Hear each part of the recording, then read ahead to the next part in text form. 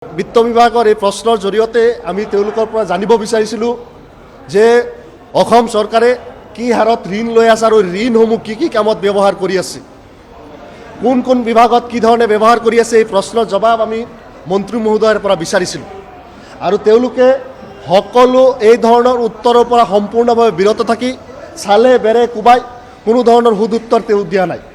আৰু যি সময়ত আমি প্ৰশ্ন তুলিছিলোঁ যে অসমৰ মানুহৰ কাৰণে, অসমৰ সকলো মানুহৰ কাৰণে যি ঋণ লোৱা হৈ আছে, সেই ঋণসমূহ কেৱল পাৰ্টিকুলাৰ কিছুমান বিশেষ সমষ্টি আৰু বিশেষ জেগাত কিয় ব্যৱহাৰ কৰা হয়। আৰু এই প্ৰশ্ন কৰাত এই বিষয়টো আমি সুদুত্তৰ মন্ত্ৰী মহোদয়ৰ পৰা বিচৰাত আমাৰ সুদুত্তৰ তেওঁলোকে দিবলৈ অপাৰগ হয়। আৰু একেটা সময়তে এই বিষয় লৈ আমি আৰু অধিক সোচ্চাৰ হোৱাত আজি বিধানসভাৰ পৰা প্ৰশ্নৰ ঘণ্টাটোৰ কাৰণে আজি মোক নিলম্বন কৰিছে। এই নিলম্বন হাজাৰবাৰ হ'বলৈ কোনো আফচোচ নাই। আমাৰ সমষ্টিৰ জনগণৰ কাৰণে তেওঁলোকক দিয়া ৱাদাসমূহ আমি ৰাখিবলৈ ইয়ালৈ আহিছিলোঁ। আমি জনগণক কৈছিলোঁ আমি তেওঁলোকৰ বিকাশৰ কাৰণে কথা ক'ম, বিকাশৰ কাৰণে কাম কৰিম। আজি দেখিছোঁ যে বছৰেকত 24,000 কোটি টকা ঋণ লয় আৰু তাৰ গোটা দিয়ে 10-20 কোটি টকাহে আমাৰ সমষ্টিসমূহত ব্যৱহাৰ কৰা হয় ৰাস্তা ঘাট ইত্যাদি পদূলি নিৰ্মাণ কৰিবলৈ।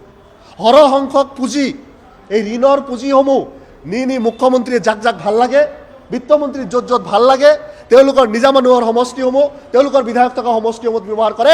আৰু বিৰোধীৰ বিধায়কসকলক সদায় ৰামঠঙন দিয়াইছে। আৰু এটা ডিছক্ৰিমিনেশ্যন, যিটো ইনইকুৱেলিটি, এইটোৰ প্ৰতিবাদ আজি আমি বিধানসভাত কৰিবলৈ লৈছিলোঁ। আজি অন্তত সগৌৰৱে অসমৰ জনগণক ক'ব বিচাৰিছোঁ যে অসমৰ জনগণৰ লগতে বিজেপি চৰকাৰখনে যি ধৰণৰ ডিছক্ৰিমিনেশ্যন কৰিছে আৰু সেই কথা আপোনাৰ অঞ্চলৰ আপোনাৰ গোটেই অঞ্চলত গোটেই সমষ্টিত প্ৰতিফলিত হ'ব যদিহে আপুনি বিৰোধী সমষ্টিৰ বিধায়কৰ পৰা আহিছে আৰু যদিহে আপোনাৰ বিধায়ক বিজেপিৰ লগত লেটিপেটি কৰা নাই। আজি আমি এই আপোনালোকৰ জৰিয়তে অসমৰ জনগণক ক'ব বিচাৰোঁ যে অসমৰ সকলো জনগণৰ মূৰৰ ওপৰত বোজা দি ঋণ লৈছে চৰকাৰে, আৰু সেই ঋণ কেৱল পাৰ্টিকুলাৰ কিছুমান ঠাইত খৰচ কৰিছে।